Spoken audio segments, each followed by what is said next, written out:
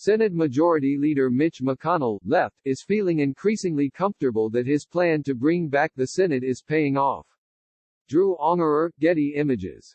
After 3 weeks in the Capitol, the Senate has not turned into the coronavirus hotspot that some feared. Only one staffer is known to have tested positive, forcing Senator Lamar Alexander, R10, into quarantine. Democrats still say it's not worth the risk since the Senate isn't fully concentrating on coronavirus. But everyone's worst-case scenario has not been realized, and it's got Senate Republicans mocking House Democrats for implementing an unprecedented new system of proxy voting amid the pandemic. Senate Majority Leader Mitch McConnell is feeling increasingly comfortable that his plan to bring back the Senate is paying off, so much so that he likened Speaker Nancy Pelosi's plan to allow some remote voting to ballot harvesting in a phone call with House Republicans this week, according to a source familiar with the call. Proxy voting, said Senate Majority Whip John Thune, RSD, is not going to happen here. The Senate continues to hold regular, lengthy roll call votes. Some senators merely pop their head in the chamber to vote. Others have decided to return strategically or not at all. Senator Bernie Sanders, IVT, hasn't voted since March. The Senate's new normal is essentially a preview of what the rest of America will find when they finally go back to the office. The chamber is operating with a skeletal staff and lawmakers are doing a good chunk of their work remotely. Hearings are held in empty committee rooms with witnesses testifying virtually. Senators are opening elevator doors with their knees and practicing social distancing.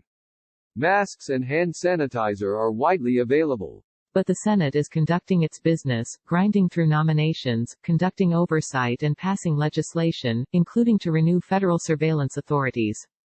Still, whether it was worth it to fly in 100 senators, many elderly and at higher risk of coronavirus, has become almost an entirely partisan question.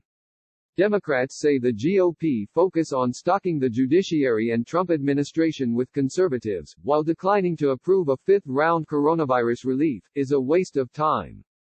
Simply being in session endangers everyone that keeps the building running, from maintenance workers to food workers to the police that guard the Capitol around the clock. Everything that we have done we could have done remotely, said Senator Tammy Duckworth, D.L. The Senate has put a lot of good, hard-working people in danger.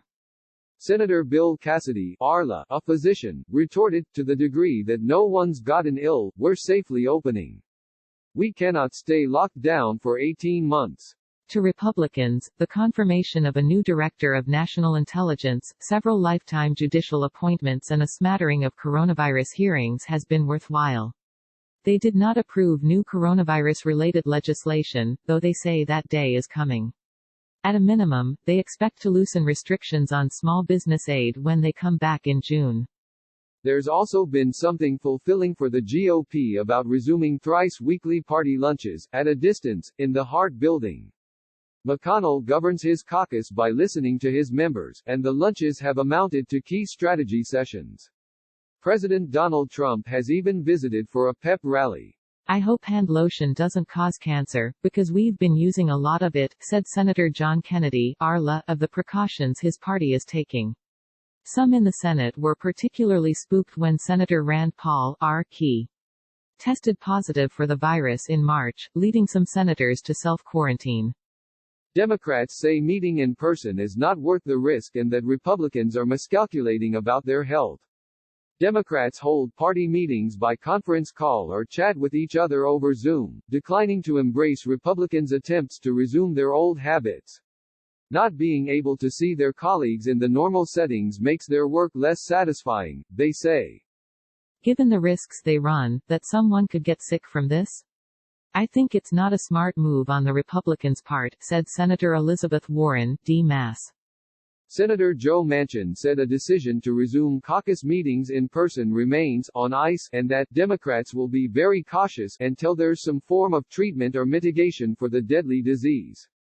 The West Virginia moderate does most of his work out of his office hideaway, calling upon his communications director and a tech staffer to help him navigate the complexities of being both a real and virtual senator.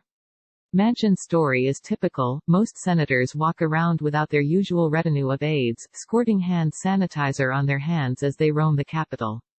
Warren's taken to recording her own interviews and sending them to her spokeswoman. If we're going to be careful and safe, we just can't do the things we traditionally did, said Senate Minority Whip Dick Durbin, D.I.L. But for a couple votes on the floor, I could be sitting at home in Springfield, Oregon, Chicago and do exactly the same thing I'm doing. Republicans have taken being in session to a badge of honor. McConnell regularly mocks Pelosi and says that if essential workers can grind it out on the front lines, the Senate can too. House members have returned occasionally amid the pandemic, but many pushed for remote voting in some form to mitigate the risk of contracting or spreading the coronavirus. Pelosi has also noted that the House differs from the Senate, including by having 4 times as many members. Under the House's new proxy voting system set to be used for the first time next week, lawmakers can have a colleague cast votes on the floor for them if they provide written permission beforehand. McConnell has raised questions about the constitutionality of that process. Meanwhile, the Senate will be in the following week, Monday through Thursday, processing nominations, working on conservation legislation and maybe, just maybe, passing a big coronavirus bill. To Manchin, it's a needless schedule without a better focus on the virus plaguing the country. For Mitch to do that out of spite, it's crazy. But to McConnell and Senate Republicans trying to defend their majority, it's just one more step toward normalcy. Everybody seems to have adjusted. We're not endangering our staff, said Senator Shelley Moore Capito, RWVA. Are you guys?